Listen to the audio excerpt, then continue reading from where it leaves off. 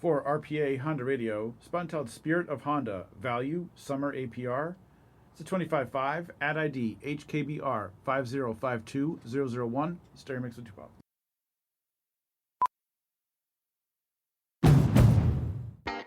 Summer's here, and it's time to bring the heat in a new Honda. Check out the Civic, Accord, or HR-V during the Honda Summer Event. For a limited time, well-qualified buyers can get a 4.99. High Five Casino is the top social casino that's free to play. Sign up today to receive a free welcome bonus and exclusive first purchase offers. Choose the Lucky Deal package for $9.99 and claim up to 550 game coins, 33 sweeps coins, 1 sweep coin daily bonus for 4 days, and 350 diamonds. Your high five moment awaits at highfivecasino.com. No purchase necessary. Void where prohibited by law. Must be 21 years or older. Terms and conditions apply.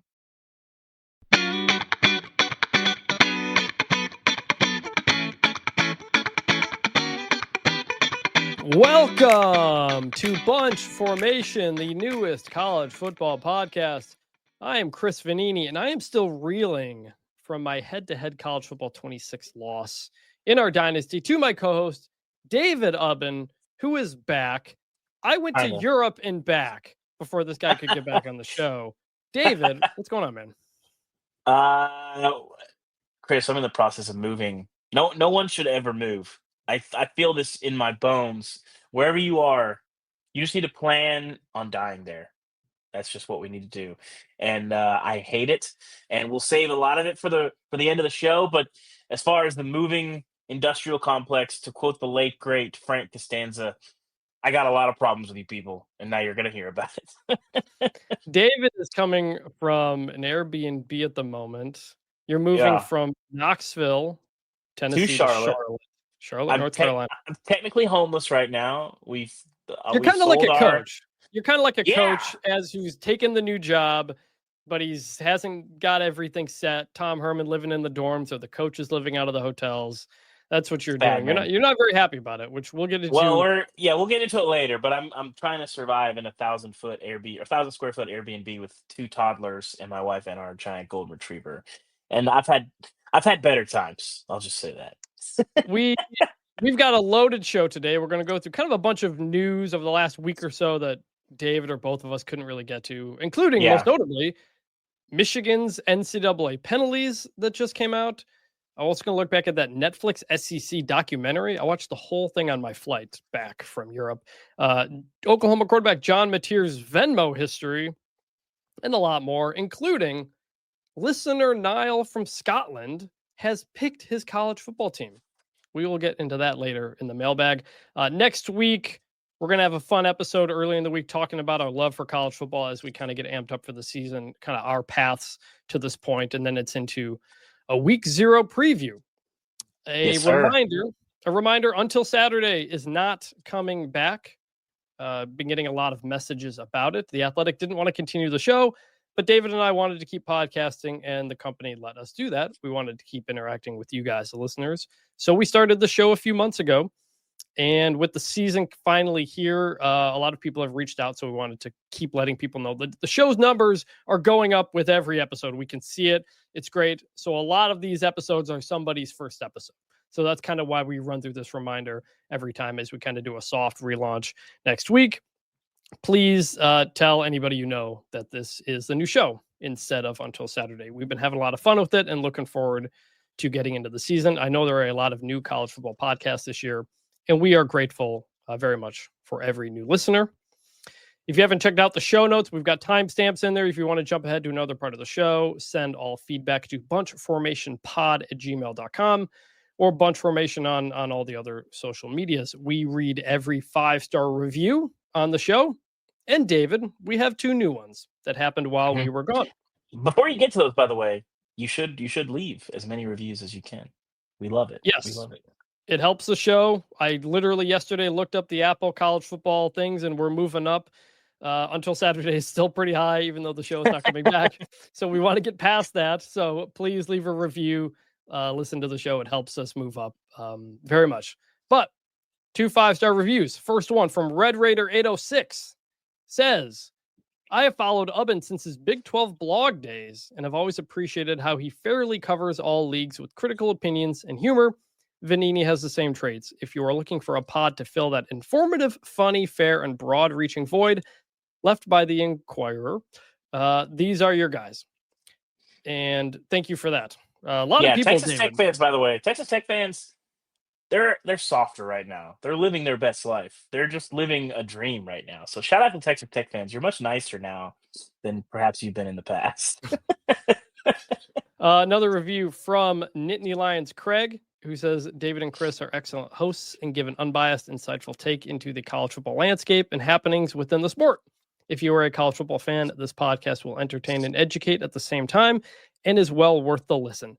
Perhaps the best compliment that I can give is that I've been listening to these guys for 2 years and only recently discovered that Chris grew up a Michigan fan, which speaks volumes to his professionalism.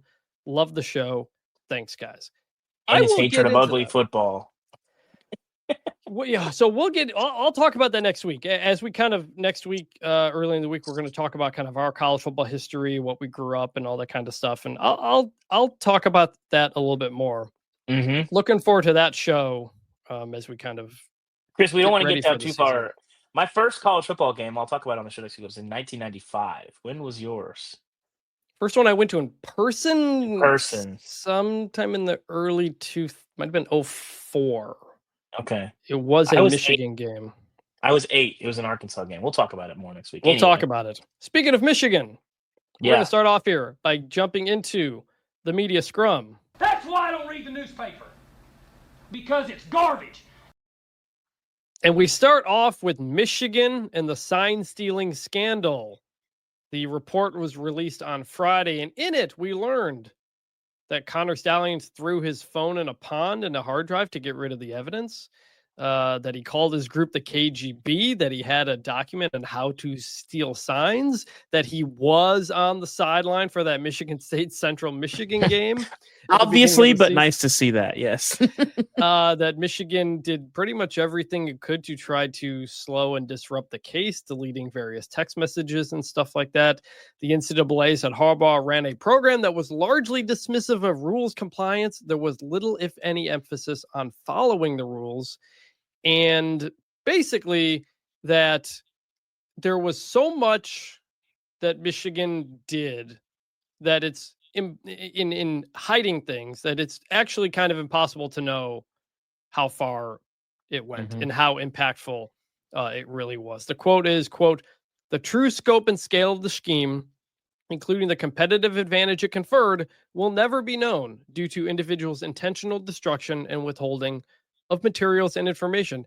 And as a result, Michigan's penalties are not all that much moving forward.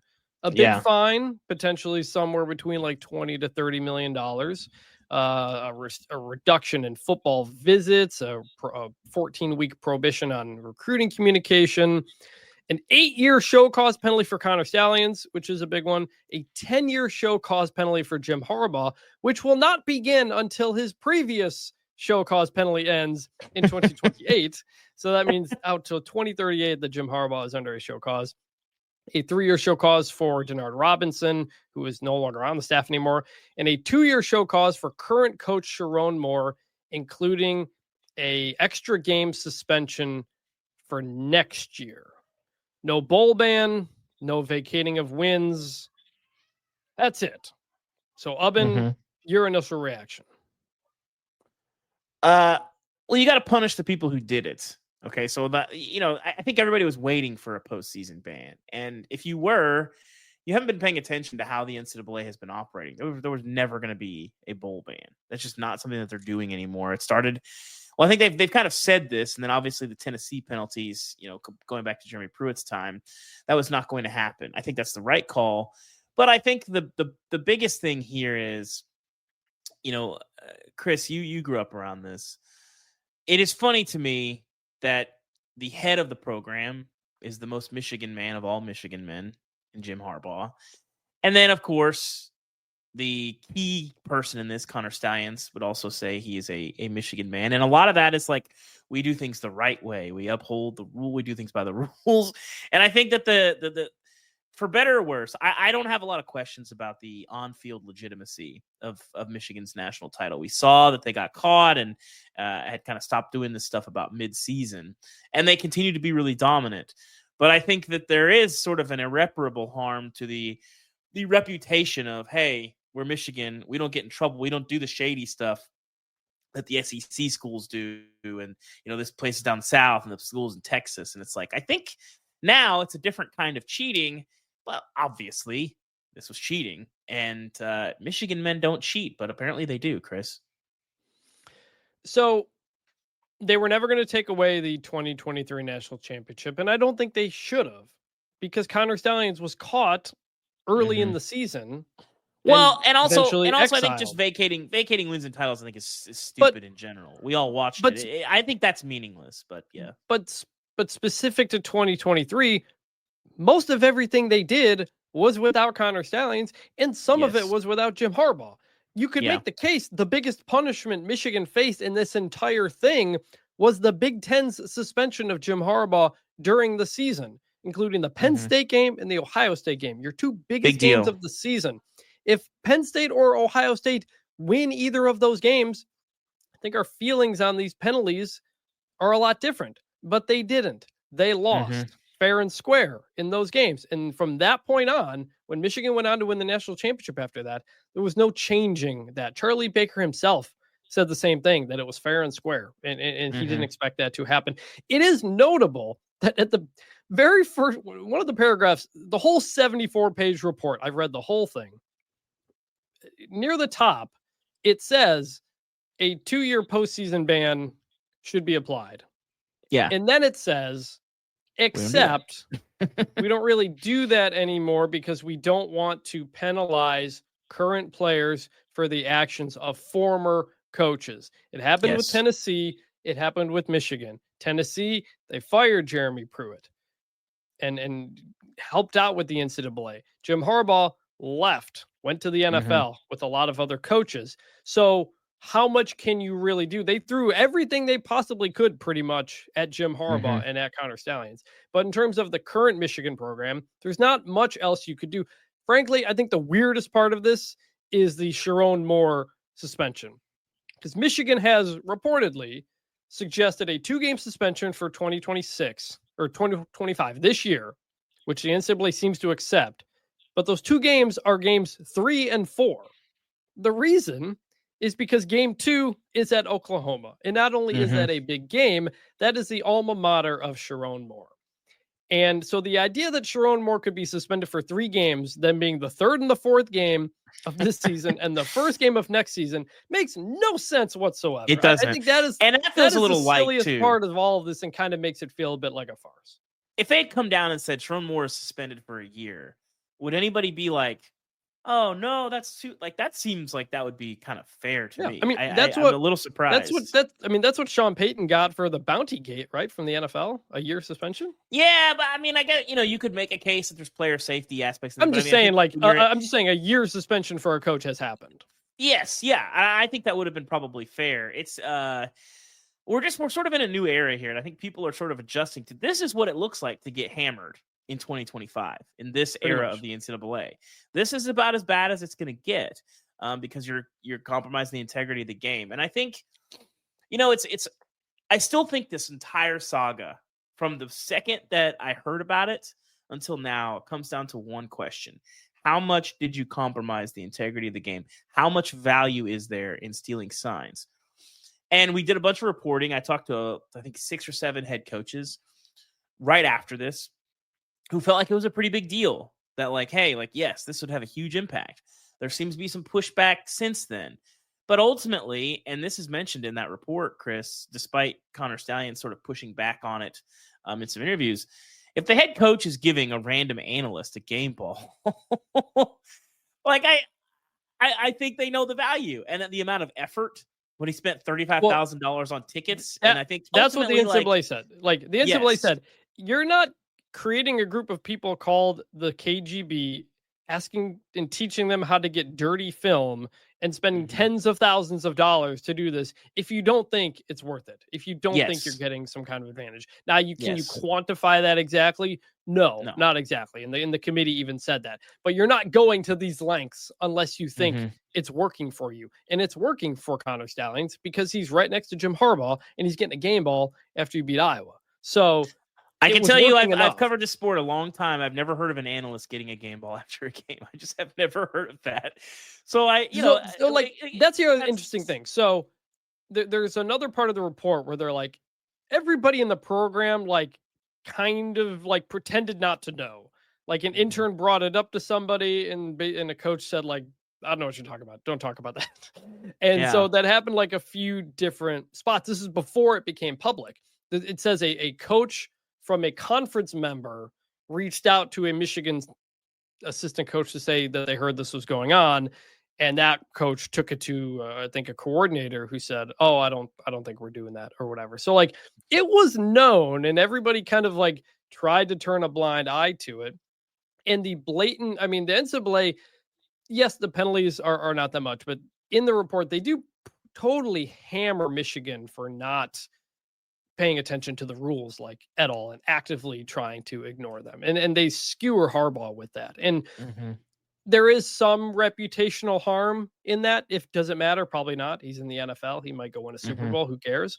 But to your point about the idea that Michigan is above it all, it is very much not. And I think this is part of... I grew up with that, like you said. Michigan Stadium, it doesn't have ads in the stadium. We do things the right way. Ohio State, they're the dirty cheaters. They're the ones who do this. We're not winning like Ohio State because we do things the right way. Well, it goes back to, and now you win. There's a reason why this standard is being held to Michigan, and because you said it's the same thing as when you have a head coach who is constantly talking about his faith or is constantly talking about, raising men the right way. If he goes and cheats on his wife or gets caught with hookers or whatever, there's going to be that's a bigger deal because you look like a hypocrite versus if you're a coach that like people know you're kind of a mess off the field, but you win and people put up with it. It's like why nobody cares. Like Charles Barkley is a good example of this. Like, yeah, he's done a lot of like not great things in his life, but he doesn't really advertise himself as something other than that.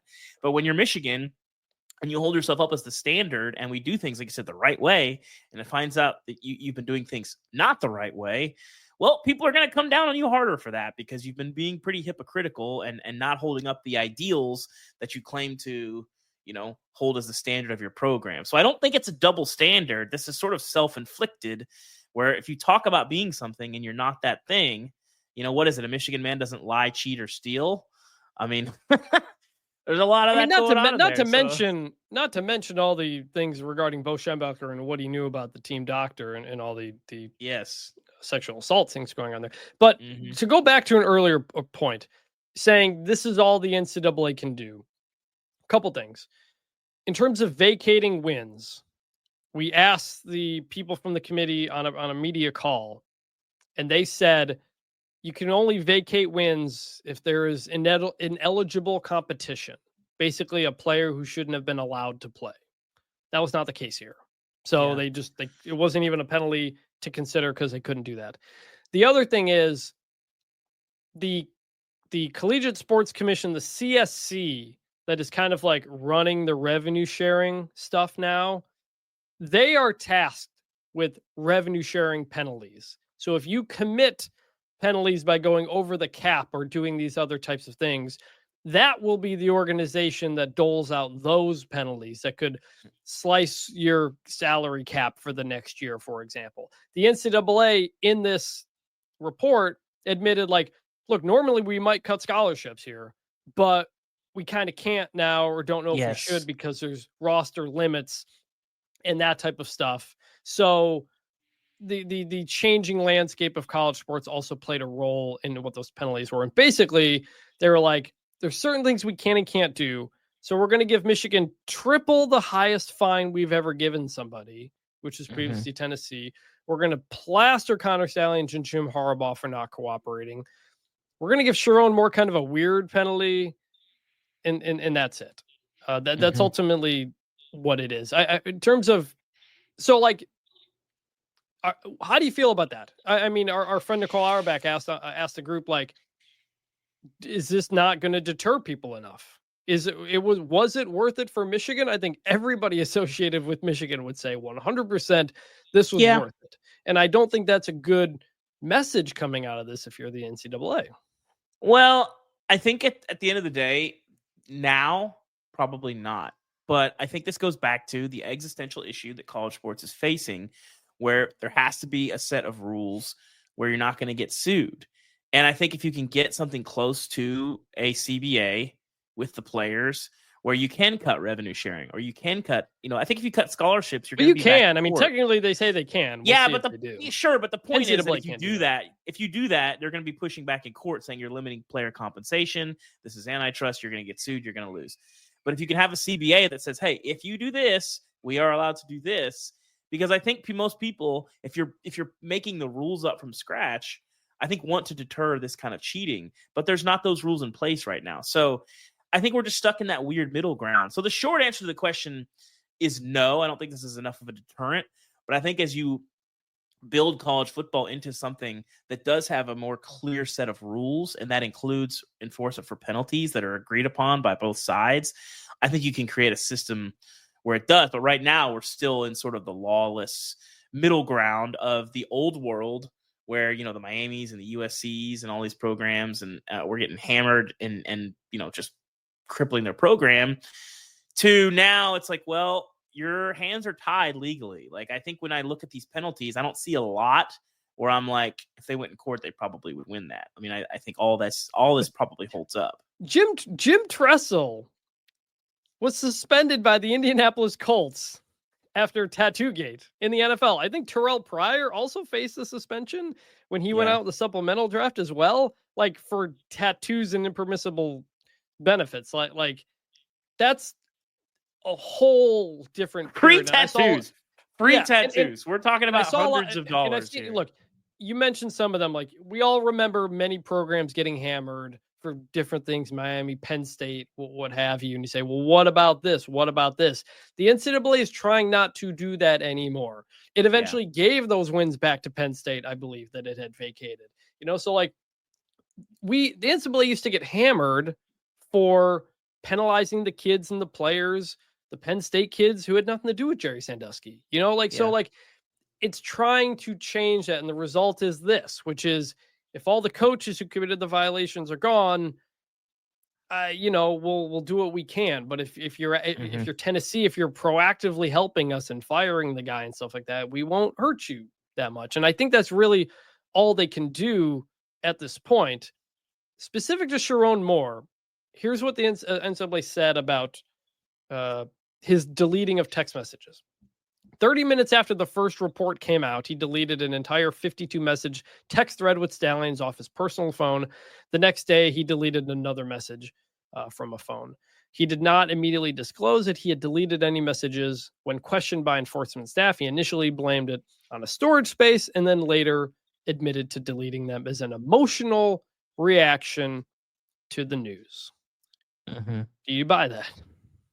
Well, yeah. I mean, I think obviously if you hear bad news about somebody, and you don't want people to read your, or you have messages with that person, I'm emotional. I just feel so betrayed by that person. It's like, I don't even want to see these on my phone anymore. It's certainly you wouldn't be deleting them so that you couldn't get rid of, evidence, which I'm not even sure would work necessarily. Right. No, it doesn't hold up. It's stupid. The emotional reaction thing. Listen, I think at this point, the facts are pretty laid bare. There was the impact, again, I think it's very debatable. I don't know what you could say, but the cheating and the effort and the cover up, fairly obvious. It's kind of open and shut at this point. I don't have any doubts over the facts of the case. You can quabble with the severity of the enforcement. You can definitely quabble with the on-field impact. I think there's a lot of debate there that I think is fair, but I do think, and so we want to talk about the 2022 season. Yeah, that's an interesting conversation. But the back half of 2023, we already talked about it. I think that title, other than you didn't do it necessarily the right way, you weren't running this like crystal clean program and pushing back on the outlaws down south. I think that's pretty that's done at this point. But I think that they did win that one fair and square, and so the national title I think holds up. The Harbaugh resurgence after he was pretty much going to get fired and restructured his contract. That arc, I think, is certainly under question now. Yeah, and like, if you're Ohio State fans who are very upset about this, by the way, on the press conference, the media call for this, 2 Ohio State writers or 2 Ohio State media members got through. It was all national media. I think somebody from the Detroit Free Press, and then someone from Bucknuts, who was basically scolding the committee for its decision. Bucknuts, that's then, the Woodward and Bernstein of our day. And then a TV reporter from Columbus as well. Notable, by the way, former Michigan assistant. Got their degrees, by the way. I don't know. Former Michigan assistant Chris Partridge, who's now with the Seahawks. By the way, pretty much cleared by this. He had been alleged to have committed a couple things. I think there was a report that he had destroyed evidence or whatever. Like, not the case. So somebody came out of this looking better than they did going in. In terms of the committee said that basically they'd never seen anybody fail to cooperate as much as Connor Stallions did. That was something. There were some recruiting violations in here as well, including, I think, the funniest recruiting violation I've ever seen, which was Klinkstale, one of the assistant coaches, attempted to assist prospect 2 in obtaining blue check verification on Instagram. Here's a question. I think we should close on this, Chris. Is Connor Stallions the greatest football fan in college football history? Yes. He lived out the dream that everybody who grows up a fan of a college sports team dreams of doing everything you can to help your team win it all. This dude went to the military because he thought it would help him coach at Michigan. He was coming back from California, sleeping in his car, doing all these things to do whatever he could to get to Michigan. And even when they threw him under the bus in the middle of the 2023 season, he was still going to games and showing up and doing what he could. And just recently helping coach Bryce Underwood in his high school playoffs. So like the ultimate fan makes it and helps his team win a national championship. Connor Stallions will be a legend for Michigan football fans forever. And he wants to become he wants to get back into coaching. Like, I've talked to him. I've invited him to come on this show. He previously had agreed to come on our old show, and then the old show got canceled. He has an open invitation to come on the show. Come on, bunch formation. Let's hear it. Let's do it. But he lived the dream that every fan would have. And whatever his life ends up being, he will have this. And Michigan fans will love him for that. How many people at the center of cheating scandals will be held up as heroes forever?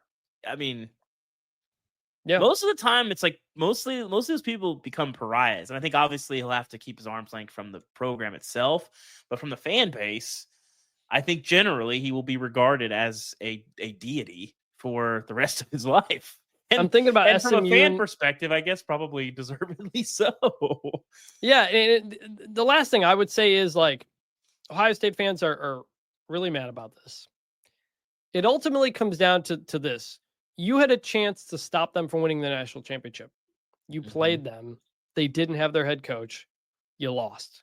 That was it. That was the moment that you could have derailed everything for Michigan and sent them into a tailspin where they'd be on some crusade against the NCAA and the Big Ten and Tony Petitti for ruining this national championship and taking it away.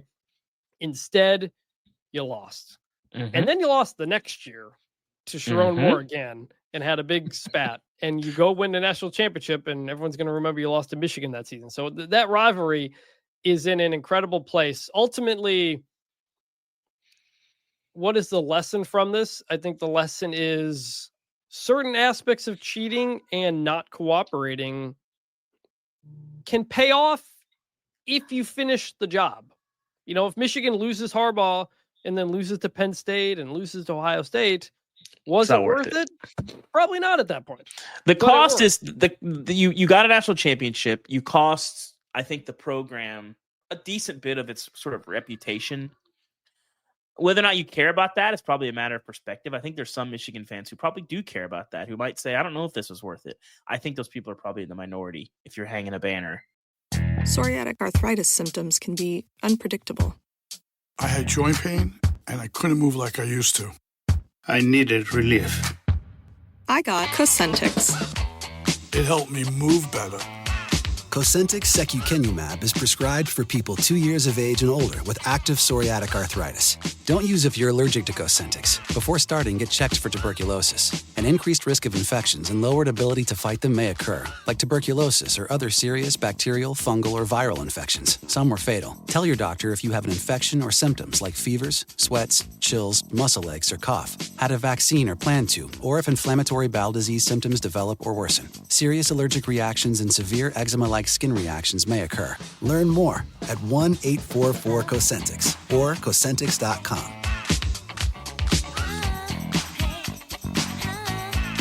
Ask your rheumatologist about Cosentyx. And with that, we'll move into some other big news that happened this week. Oklahoma quarterback John Mateer and his public Venmo history. Speaking of public Venmos, remember when people were looking through Connor Stallion's Venmo back in the day? Now it's John Mateer. Folks, put your Venmo notifications in Well, no, Chris. No, I've done some Venmo stalking on some reporting this summer. Please don't put your Venmo transactions on private. Whatever sketchy things you're doing, please put them out on Front Street. It helps reporters. It makes things a lot easier for us. So please, if you're doing anything weird or sketchy on Venmo, please put yours out there. I was telling the guys in a group chat, I have a parade of private payments to young college girls, but they're all for nanny and babysitting, and I make them private because it doesn't look great. That's true. Whatever, jokes, whatever. It's the idea of public transactions now seems insane to me. So, yeah. I had lunch with an athletic director this week, and they said that they delete their texts and emails and stuff on a scheduled basis. And I was like, don't do that. I need to see that stuff in a FOIA. So don't make your stuff private, people. Okay, but John Mateer. So Oklahoma quarterback, Monday night, the first place I saw it was this like fake Deadspin Twitter account was posting 2 Venmo payments from someone, supposedly John Mateer, in 2022 to someone named Richard Roeder, and described the payments, which were not very much. It was like $20 or something like that, for sports gambling. And one of which said UCLA versus USC, which had happened the day prior. Yeah. Mateer played at Washington State with 2 offensive linemen, twin brothers, Landon and Luke Roten. And I believe Landon is a middle name. His first name is Richard. That's also their dad's name. So it's probably who this was. And the account went private late Monday night. And then Tuesday, everybody's like, all right, like what's kind of going on here? And Mateer releases a statement, says the Venmo descriptions were inside jokes between him and his friends. He's never bet on sports, but he understands that taken out of context, they suggested otherwise. He can assure his teammates, coaches, and officials that he is not engaged in any sports gambling. A lot of ways we can go here. Ubben, just kind of what was your first reaction to it? So I don't necessarily believe him. I think ultimately it probably was like, hey, I'll bet you $20 UCLA. It probably was just a bet between friends, and like he probably didn't weigh how that might look. I don't know that like the joke thing doesn't really make sense necessarily. And if it is a joke, that's a joke that can put your friend's entire life in jeopardy. That's not funny if it's a joke, and it's like that doesn't really make sense to me. On the flip side, I think that's probably what I'm guessing happened, and I'll say that's speculation. I also don't think it really matters all that much. I think what they're doing, even though technically it's illegal, sure, and then like the Jonte Porter situation, the Terry Rozier, like some of these NBA things where you're committing actual federal crimes and defrauding sports books, like that's a big issue that compromises the integrity of the game. I will say that I think it's very obvious that you can't have college athletes betting on college games. But I also think if you're just betting your buddy in your living room $20 on a game that's not at an actual sports book, I mean, I think that's been being done for a long time. So, yeah, I mean, it sort of has to dance this line of like, yeah, you shouldn't do it. But also I think in the context of this, it probably doesn't matter all that much if you're just like messing around with your friends. But I don't really buy the inside joke explanation. Really, it doesn't really make sense. Yeah, and like it's a notable thing because John Mateer transferring from Washington State, where this would have happened, we ranked him as our number one transfer for the like everything at Oklahoma football. Brent Venables' job and so much is riding on John Mateer at quarterback, and they play Michigan in week 2. So if he was to be suspended for any amount of time, that is pretty notable. If it was to be, he should not be suspended. If they, I mean, ultimately, I think that nobody can prove any of this because that's the thing. Like it's between him and his friend, and his friend's probably not going to sell him out here. I don't think that's the case. And there may not be anything to sell him out for. Maybe it's a joke. It's plausible. I don't know that I fully believe it, but I don't think it's anything actually sinister or troubling. It's just technically against the rules. I do think it's different if you're betting money with a sports book online, whether it's your game or not, and a friend.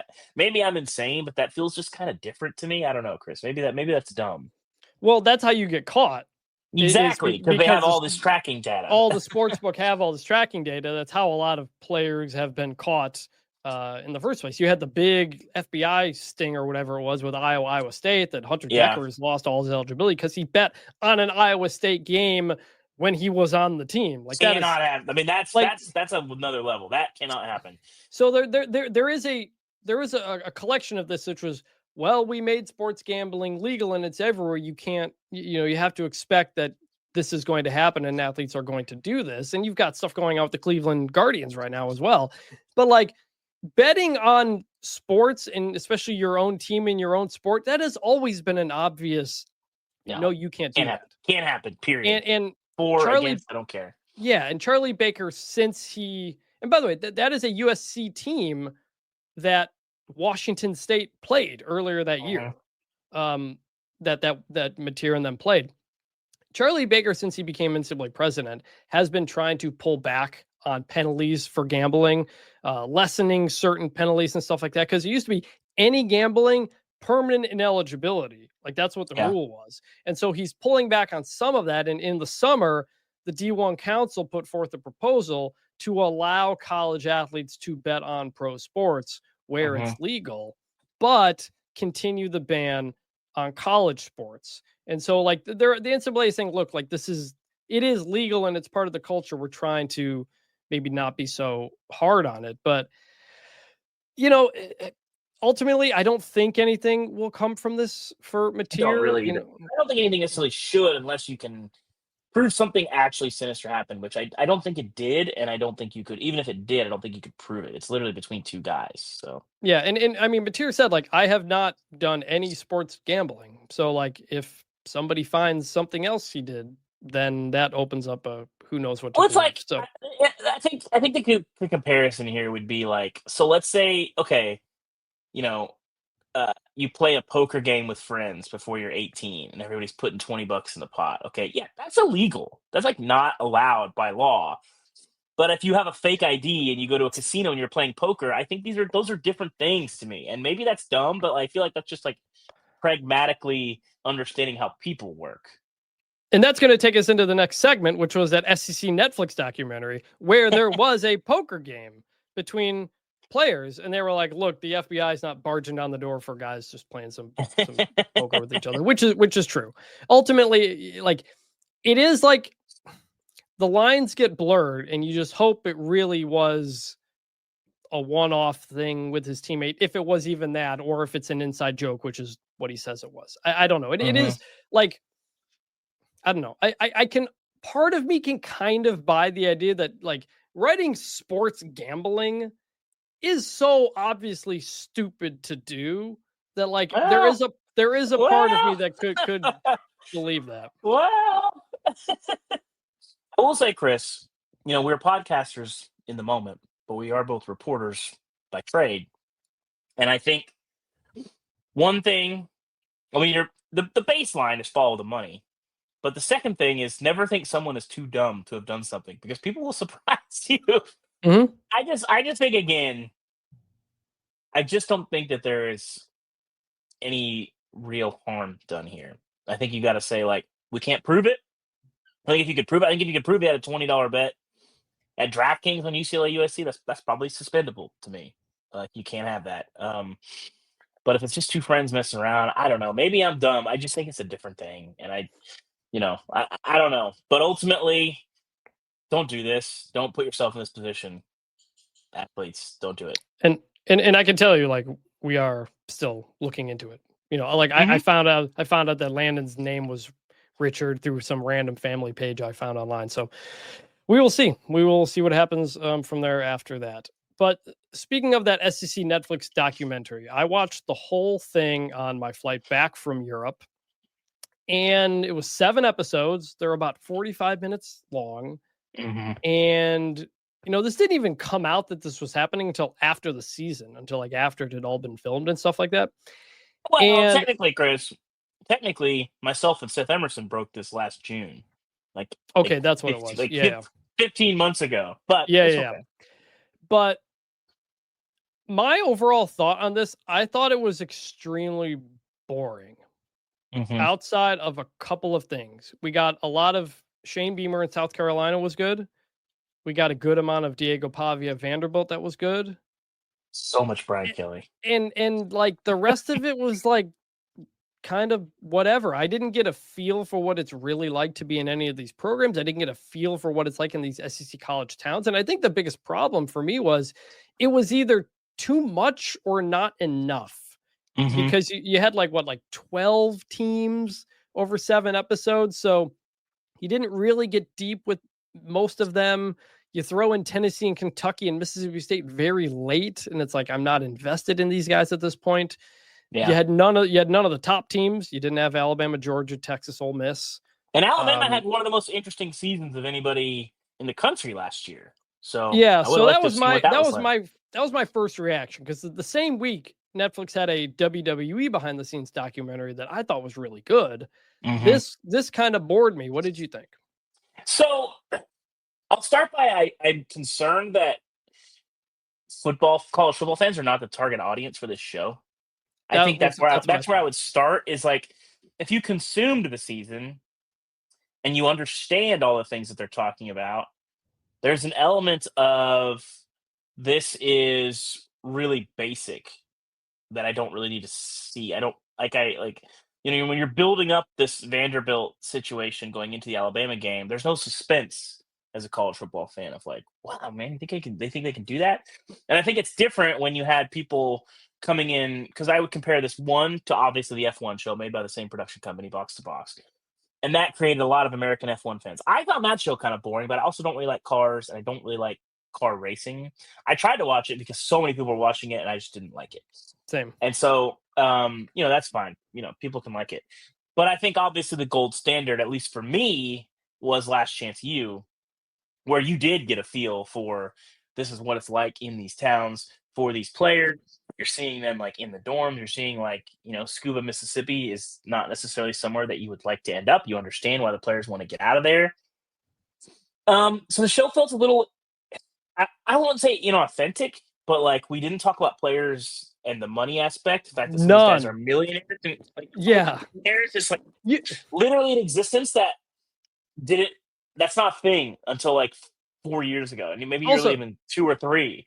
And secondly, wait. You see the car DJ Lagway is driving. Yeah, and it's like we're just it's fine. We're not even gonna talk about it. And so like there's that where it's like there's a really interesting aspect of the player experience that's never been a thing before. That's sort of ignored by the show. And secondly, to me, the biggest sin of the show was they lost all of the fun of the sport. It was a lot of like, this is life and death. The fans are so intense. If you lose, everyone wants to run you out of town. And if you win, you're a god. And all those things are kind of true. But when they're beating you over the head with it, like I always say that college football is just a game, but it is so much more. And it means so much to the communities. And I feel like we didn't get to know, like, I would like to get to know some of the fans. And, like, who are these people that are screaming at Shane Beamer that he needs to get fired? And, like, the people that are going to be, like, the ride or dies, like, the guys that are meeting in the coffee shops on, every morning. Like, there was, and maybe that's because it's hard to do that for a whole league. I just think it's crazy to me to think about how much footage they captured over the course of the season and how much they trimmed down. And I think too, as somebody who consumes the sport on a week to week basis, the storytelling, you see this in full swing, the golf show, which I kind of like. It's okay. I liked it. I I liked it. I'm a huge golf person. And then F1 is like we're jumping around like crazy. Their season doesn't have like a consistent narrative. It's like this is this team's story, but then we're going to pick up that team's story later. And from a storytelling from a storytelling perspective, and trying to make a show, it makes sense why they would do it that way. And like we're not going to dig into the weeds of like here's what the standings look like and all this stuff. But that's why I think I think college football fans were not the target audience for a college football show. I don't know how many fans would have like, oh man, this show is awesome in a different way that like Last Chance U, I think, hit people.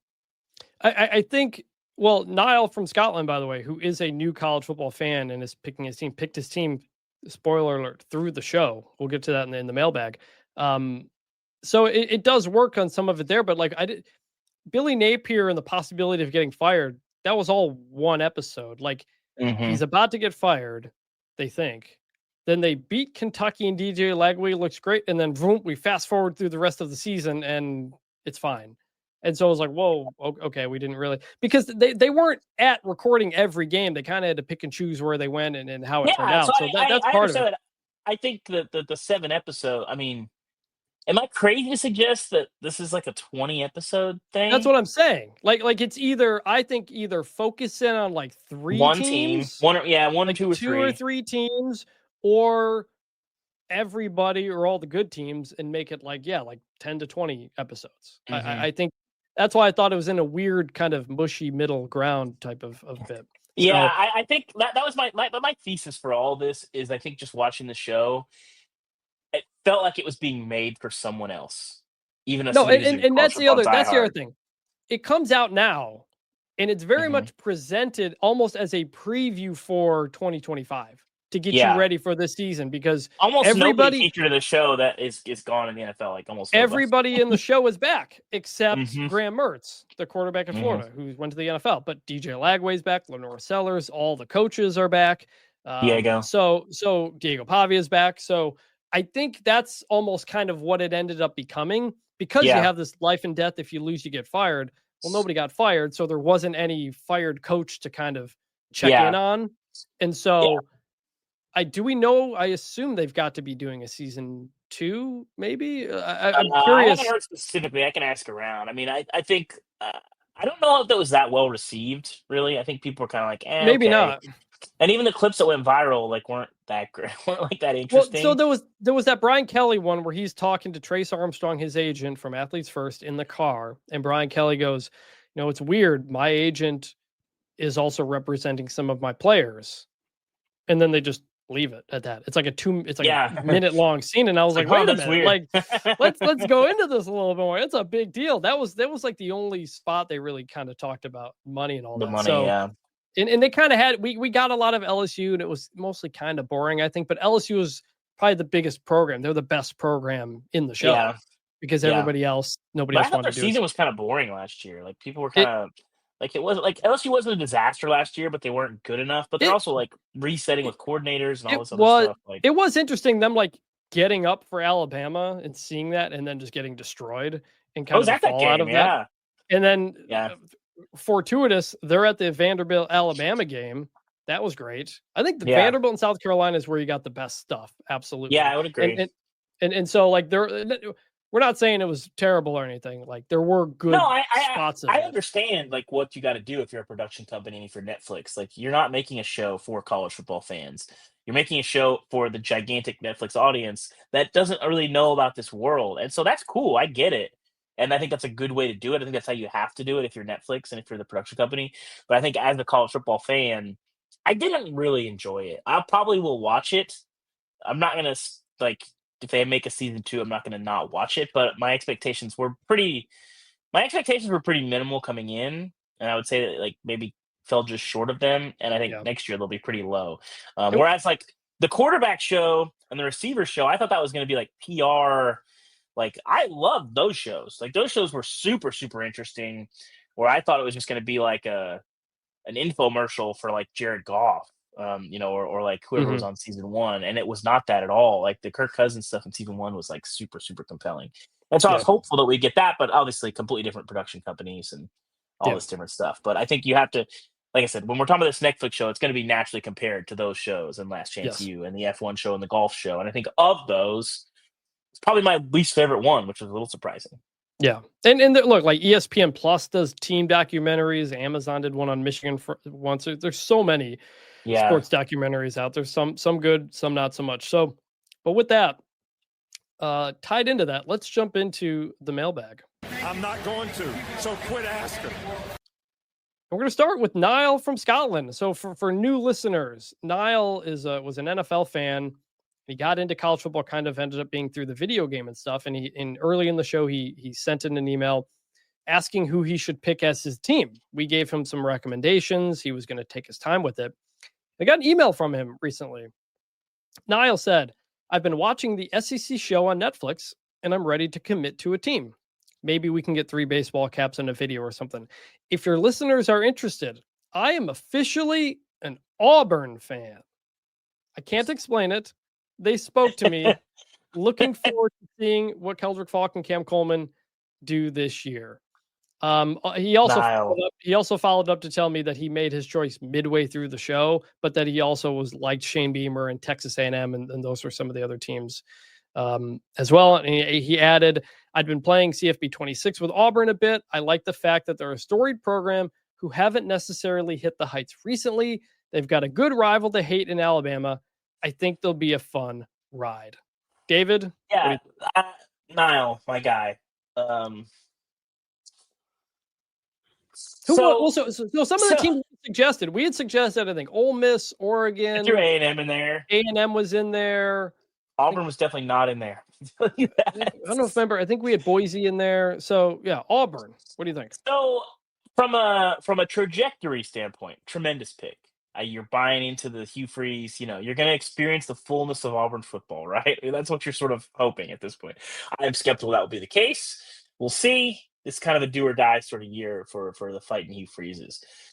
But secondly, I would just say 2 things. 1, if he had Googled the head coach, or 2, if he knows a lot about why he's one of people's least favorite coaches in college football. Like, listen, Hugh Freeze is who he is. He's sort of unapologetic about it. Not exactly somebody that most college football fans rally around or enjoy succeeding. You can take issue with that if you would like, but that's the reality. He is not particularly well liked among college football fans. I would say also coaches as well. Auburn, an odd pick, Niall. I don't know about that one, my guy. So I get it. Because when I was going through my process of picking a English Premier League team after the 2010 World Cup, I didn't want a team that wins all the time. I wanted a team that was a kind of a tier lower, that was going to, periodically compete to win. Mm-hmm. And I liked the little brother aspect. I picked Manchester City because they weren't Manchester United, the big team. Mm-hmm. And so I didn't realize Manchester City was owned by a oil country and was going to go on the run that it did. I did get in before they had won anything, for the record. But so you support terrorism, that's what you're saying, basically. So I understand that the idea of like, all right, they're the underdog in the rivalry, they're number 2 in the state, but they have, competed and won a national championship in the last 15 years mm-hmm. twice. So like I see those pieces. Do you think Hugh Freeze has ever been to Scotland to play golf? I hope he has. Sounds amazing. I will defend to the death Hugh Freeze's right to take to the links. I think from a football perspective, I will say all of the Auburn teams, like when they're good or bad, they are very fun. Like they're pretty interesting. Like the Harsin years were like the least interesting Auburn has been on or off the field. Like watching them was like, ugh, like this sucks. And they had really fun players. Like Tank Bigsby, really good player. And you're just like, this is not like fun at all. And then you look at obviously the Chiswick run, some of Gus's teams, like we're really fun teams. And so I think that's good for him. This year has the potential to be a really fun team. I'm quietly buying a lot of Jackson Arnold stock. I'm not telling people about it, but I'm buying it and stowing it under the bed. And if it works, I'll be pulling it out and I'm showing you all of my Jackson Arnold stock because I think there's such a better situation, a better offense, and obviously now you have some offensive line and some receivers to throw to. So I think it could be a really fun year for Auburn. Like if you told me Auburn was 10-2 is in the playoff 3 months from now, I wouldn't be like, wow, I think they got some potential there. But again, the program takes on the identity of its head coach. I feel like Niall might run into some we'll say internal conflict. How about that? I may be at that week 1 Friday night game, Auburn at Baylor in Waco. Mm-hmm. That's big gonna be game. Fun one. That's a big game, and I think that's one too where I think it's going to tell us a lot about both of those teams, and I think there's going to be a lot of conference narrative take coming out of that. Either way, week 1 is loaded. We got 3 top 10 matchups, but there's a lot of under the radar games that are going to be very fun as well. That is one of them. I will say, Chris, my week 1 plans will be, I think, heavily featured on this pod. I can't really talk about them for a few reasons, but week 1 is going to be awesome. I'll just say that. Yes, we'll get there soon. Question from listener Jonathan. If there was a G5 Most Outstanding Player Award, who should it be named after, and who would be your 2025 preseason favorite? I would name it after Randy Moss. Marshall, unbelievable. But he wasn't really like a lower level player though. Yes, he was. They were FCS's first year. Then they moved up, and he was Heisman candidate in '97. I know, but he got kicked out of the first school, didn't he? Yeah, well, he got pulled from Notre Dame, kicked out of Florida State, ended up at Marshall. Then it kind of feels not the same. I think if I was naming it for someone, I would probably lean Kellen Moore. Actually, just winning a ton and proving that you can do really special things at that level. I think Kellen Moore, that was the first name that came to me. I like Randy Moss in theory, but when you think of G5, Randy Moss is such an athletic freak. Those guys don't exist down there, especially now. If Randy Moss played in 2025, he would have played half a game. Somebody with. Yeah, but you got former 5-stars, transferring down, but they and ending up there. If you're a 5-star and you end up in the G5, something went wrong. Something went wrong with Randy Moss. Yeah, but not a talent thing, not a playing on the field thing. I let the Randy Moss pick is good in terms of just celebrating G5 or lower level excellence. Yeah, but not in the same way. So I lean Kellen Moore, who wasn't the most physically gifted player, but just did unbelievable things and sustained and did it at the quintessential. I mean, are we in agreement that even before realignment, I would say Boise has been the best non-major program, the non-major program that gets hoisted up as the standard. Yeah. In terms of who would the favorite be of 2025, I think I'm going to go Byron Brown, quarterback at USF. We all hyped him up. We all hyped him up last year. It didn't work out. He got hurt. Wasn't great. But USF brings back a ton this year. Schedule is a bit tough again, especially early on. But got his receivers, got a really deep offensive line. I think this is the year we expected him to have this year. Any other G5 players that jump out to you? I kind of like Bryson Daly. He's back, right? No, he is not back. He's not back. Bryson Daly not back. So then no. But another good one, Blake Horvath, the quarterback. Blake Horvath at Navy. I think Navy's I was mistaken. I think Navy's going to be very good. I do too as well. So I think that's good. I'm scrolling through the G5 and thinking if anybody jumps out at me. But yeah, I think Navy will be good. Tulane, it's tough. What are the new guys going to look like? They're kind of the next favorite in the G5. We talked about Maverick McIver in the last episode that you weren't here, from Abilene Christian, now at Western Kentucky with his OC. Mm-hmm. There'll be some fun quarterbacks, I think, in the G5. Yeah, I think so. So with that, now it's time to talk about where we were for the last 2 weeks. And that means we're going to put this in the heat check segment. Analytics, throw them in the garbage. Dave, I'll let you go first because you've been texting me a lot about how tough it's been. We were wondering if you'd be able to run the pod while I was gone. You couldn't. I tried. You tried. I tried. So lay it out here. We're not going to do the full story, but I will put the most egregious part of the story. Okay. Okay. Got some movers. had paid the movers. Uh, Traditionally, Chris, you get movers right when you have to move, correct? Yes. I'll have them load up the truck. It depends how big the move is. Okay, if it's multiple states, yes, you get the movers, they take the truck. Yeah. So I had paid movers. We were going to drive the truck, and traditionally, how that works is you pay for a certain amount of hours. If you go over, then you pay at the end. Hey, you went over. That's how I've moved a lot. That's how it goes. So I get these movers. First of all, they brought no supplies with them. And then I had to go get some rope and cellophane at the store while they were moving stuff. They spent about 20 minutes of time I was paying separating the rope because I guess it was slightly too thick and they didn't really have. I had to use my pruning shears to cut the rope and then separate it. What was the plan if there was no rope? I don't know, Chris. I don't have a good answer for this. And I asked them several times. We had a 26-foot truck. Hey, we're good, right? We need space. We good on space, And they're like, yeah, we're good. We're good. And then suddenly we were not good. Oh, no. And Chris, I didn't take a picture of it, but the way this truck was packed was one of the most amateurish jobs I've ever seen in my entire life. Like, basically half of the truck was just chairs laid on their side on the floor with nothing on top of them. It was insane. I take pride in my packing ability. You would think. So the 26-foot truck is quote unquote full. It was not even close to full. Okay. Now it would have been close if we had pro packers. We probably might have had to have something else. So I've got to go get a 15-foot truck in the middle of this because they told me that we were good the whole day and then they didn't. I go get another 15-foot truck. I'm having in my head knowing we're going to have to shift the whole plan to drive over here. When I am getting the truck, I get a call from movers like, hey, they've got to leave. Like they're going to leave.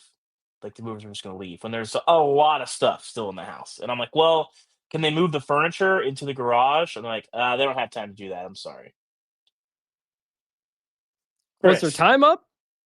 Well, so we had extended it. At this point, we were like, I think 4 hours in. They came at 9 a.m. and then like they had to do other stuff. But like, I've never had a mover there was a lot of stuff there. So I'm having to like frantically text and call some friends around town. Like, hey, we got a couple changing tables, baby dressers, cribs. Like the big stuff was gone, but like our mattress in our master bedroom, like we'd bought a bag for it. They hadn't bagged the mattress. The mattress wasn't even in the truck. Like it was a lot of stuff. There was a lot still left. So I paid these movers and I have to end up moving a bunch of this stuff anyway, getting a second truck and then having to make 2 trips to Charlotte from Knoxville. Like it was insane. It was insane, Chris. And so there was a lot of other little things, but at the end of the day, being bad at packing a truck, abandoning a move in the middle of it is egregious. And then we had some of the best movers I've ever seen in my life because we have a storage facility here in Charlotte because we have like a 2-week kind of buffer zone before we get the new house.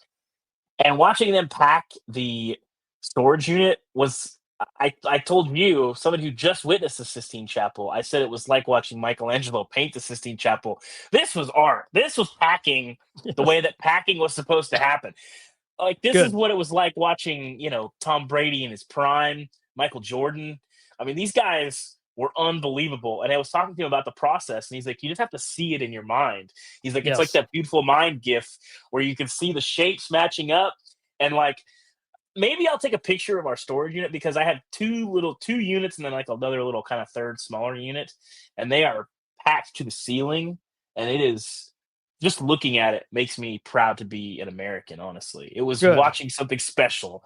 And that I tweeted around that time that the gap between great movers and really bad movers is significantly wider than I had anticipated that it was. And all I'll say is if you're going to use subcontractors from U-Haul, be careful who you pick. Yeah, seriously. If you can't pack well, what that's your job. Like that's literally it literally is your job. And I will say the movers that we got in Charlotte to move our stuff into the storage unit said that the 15-foot truck, which was packed exclusively by amateurs, myself and a few friends, was packed much, much better than the 26 by people who are professional movers. It's insane. This has been the worst move of my life, Chris. I don't even know. And then I think I grossly underestimated how impossible it is to move with a 3-year-old and a 1-year-old. Like, that's the other thing. You can't get anything done. And it was like the worst part of it is over. We don't get the new house for another couple weeks, but I went and looked at it.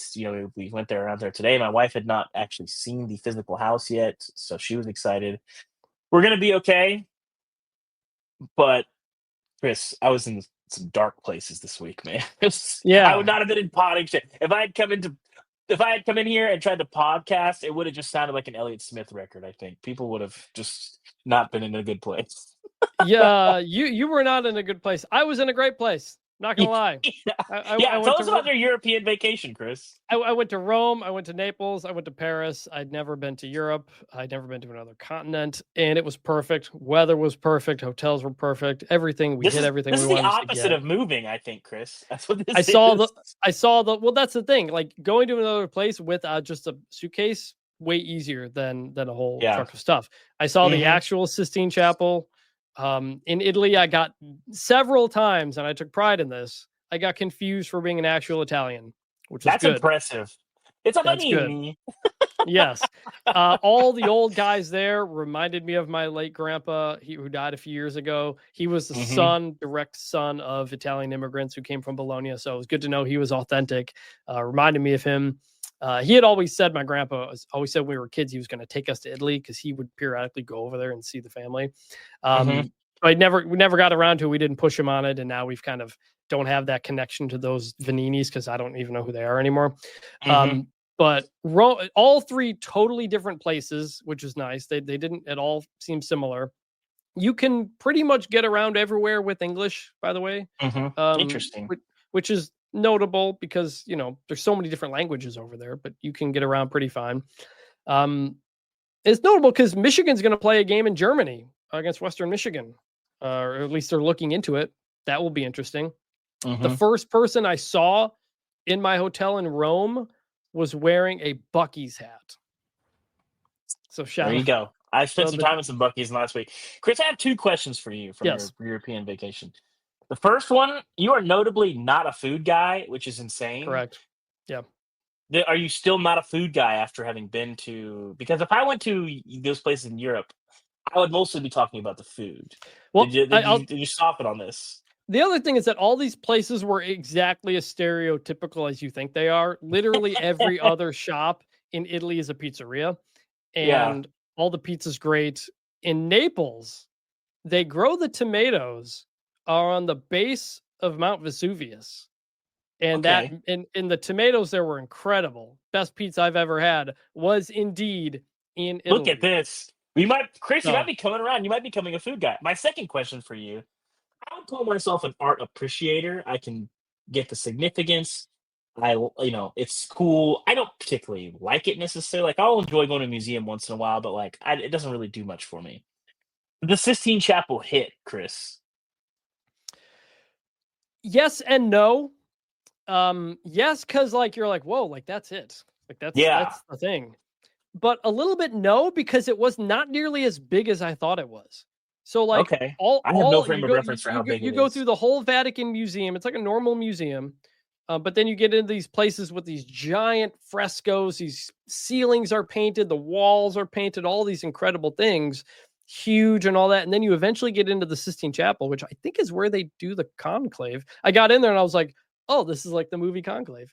And it's actually the Sistine Chapel and then the painting up there. It's actually pretty small, compared to all the other things. Maybe it's just because it was so much higher up.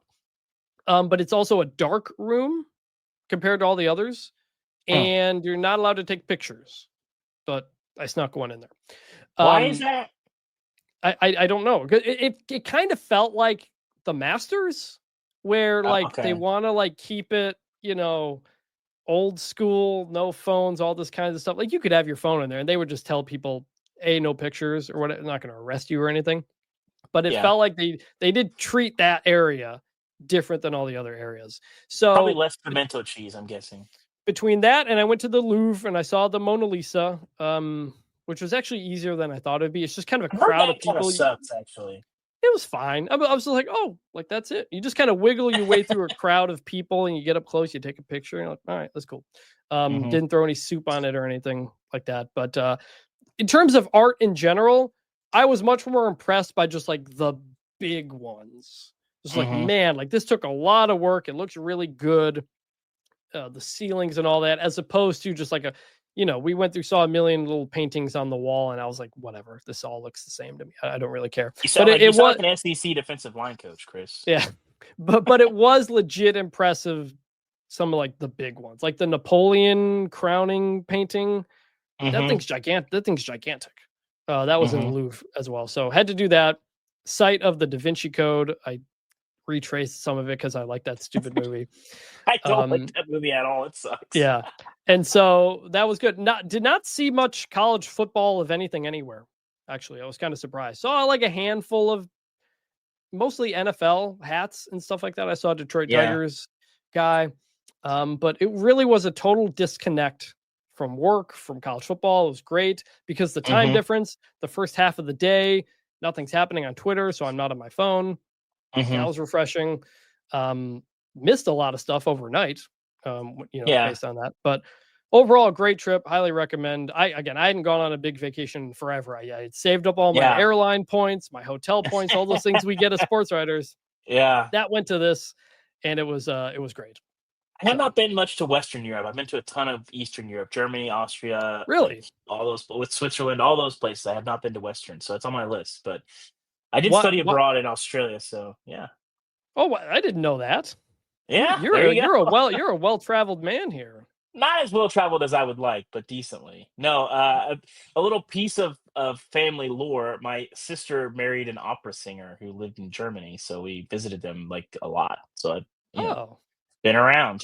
I got dragged to. Listen, this is going to sound terrible, but I got dragged to Germany during the first weekend of the NCAA tournament when I was in like 8th grade. Oh boy, I was not appreciating it at the time. Anyway, it is Western Europe, not necessarily Eastern Europe. I mean, not necessarily my bag, but I do. It's pretty cool. Like Austria, the Alps, Switzerland, all that stuff. Like the Autobahn, it is cool. But the natural stuff was better than like Germans. Weirdly obsessed with like doner kebabs. They're like everywhere. Anyway. Like I said, like all these places are pretty stereotypical, which I liked. They all felt like distinct places. So yeah, after remembering some old paintings, we're gonna close the show like we always do with Remember Some Guys. What's better than this? Guys being dudes. I'm gonna start off with former Illinois quarterback Kurt Kittner. I remember Kurt Kittner. Yeah, he was the most prolific quarterback in the history of. This was that period where you had all these quarterbacks breaking all the Big Ten records because the Big Ten records were so small in passing, in passing yards and stuff like that. But Illinois goes to the Sugar Bowl, and I think the 2001 season hung around in the NFL for a minute. But when I think Illinois quarterbacks, and I think Illinois, a lot of momentum this year, a lot of preseason hype. Luke Altmaier quarterback. Makes me think of Kurt Kittner and that 2001 Illinois team. Mm-hmm. Well, Chris, I will go back to my actual first year of reporting, covering Missouri football. They had a couple of twin tight ends, Martin Rucker and Chase Kaufman, and I would like to remember those two guys. Chris is not going to remember multiple people, but again, I said the name of the segment is not remember a guy; it's remember some guys. So really, because there's two of us. Either way, you can't really separate Martin Rucker and Chase Kaufman. Basically, two tight ends that caught everything. Chase Kaufman, I don't think I've ever seen him drop a ball in my life, and then Martin Rucker would just catch it, and then kind of like Marion Barber. Speaking of remembering guys. The late Marion Barber, would just like punch people in the face. Basically, it's like there's the stiff arm, and then there's like something else. And I love a good like two tight end offense. Generally, the most fun Patriots teams were when you had two tight ends, owning people. And Missouri had like a little bit of mix that, but that offense, like the Gary Pinkel offense that he kind of built Missouri on, was super interesting because there's elements of it. But the whole like kind of spread you out, run with the quarterback, like work the tight ends in, not kind of pre-Chase Daniel a little bit, that was a pretty interesting offense. I mean, Chase Coffin and Rucker were obviously part of that Daniel time with Jeremy Maclin and those guys. But, an interesting time. But Chase Coffin and Martin Rucker, you're not forgotten. We remember you. Chris, I don't think you remembered those guys. They were on the Missouri teams that went to in 2007, right? That team? Yes. Mm-hmm. Yeah, with our colleague Chase Daniel. Yes. I think I still have that Sports Illustrated cover. The Mizzou That's Who Sports Illustrated cover. Yeah, I think that was Chase on the cover. Yeah. But yeah, Chase, those are not the guys I think of when I think of that in those Missouri teams. There you go. Well, I remember those guys. I will say at campus, my college friend group, there is a running joke about how frequently we saw Chase, now our colleague, at the campus Chipotle. So. There you go. Speaking of fallen icons, we'll save the Chipotle ranting for another day, Chris. I guess we will. So that is going to actually no. Hold on. Listener Brett emailed us in with his own Remember Some Guys. By the way, listeners, if you want to suggest people, email bunchformationpod@gmail.com. We'll try to include you guys in the segment as well. Brett emailed in. I was worried when it was July and until Saturday had not returned. A commenter on the Pulse, our newsletter, informed me of y'all's Outside the Athletic venture, and I've really enjoyed catching up on all the episodes. I'd like to nominate 2 former UAB quarterbacks, Joe Webb. Webb and Darnell Hackney for Remember Some Guys. Can I listen? Hold on. Okay. Both played at a high level in an almost unrecognizable Conference USA with the added burden of Watson Brown as their head coach. Looking forward to more great work from you both. Thank you, Brett. I remember Watson Brown. Joe Hackney, I don't. My memory of Joe Webb, and Chris, you might have experienced this as well, maybe the most controversial fantasy football player of all time, because he accidentally became the Vikings starting quarterback, but he was listed as a receiver. I took advantage of this. Our fantasy league, this was like 2009, almost came to blows over this issue. It was a problem. And I ended up riding Joe Webb to a fantasy championship. I think he got me in the playoffs. I think won a playoff game for me because he was starting at quarterback and putting up like 12 to 18 points. But if that's your receiver 3, that's pretty good. So, Joe Webb, thank you for your service. Listen, every time I hear Joe Webb, I smile and I think about we were reminiscing because our college fantasy league, this is our 20th year playing together. And that almost broke apart the league, I will say. Joe Webb, we can't have been the only, because it was very controversial. We can't have been the only fantasy league that almost broke up over Joe Webb. But I very much remember him, but unfortunately as a Vikings quarterback. That's a good point. So if you want to send in your own Remember Some Guys, bunchformationpod@gmail.com for that and any other feedback. Guys, we have football next week. Yep. Week 0.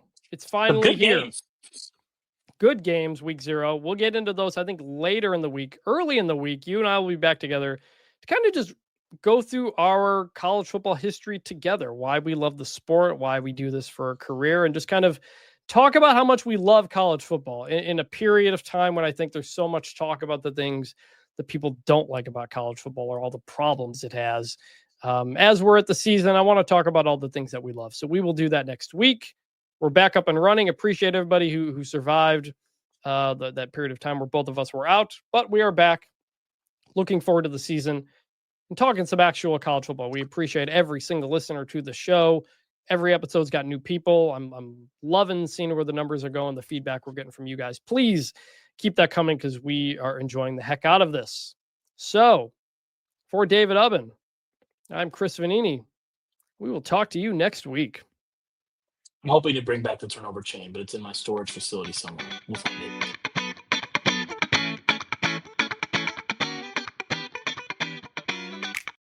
High Five Casino is the top sweepstakes casino that's free to play. Sign up today to receive a free welcome bonus and exclusive first purchase offers. Choose the premium jackpot package for $29.99 and claim up to 700 game coins, 55 sweeps coins, 1 sweeps coin daily bonus for 5 days, and 400 diamonds. Your high five moment awaits at highfivecasino.com. No purchase necessary. Void where prohibited by law. Must be 21 years or older. Terms and conditions apply.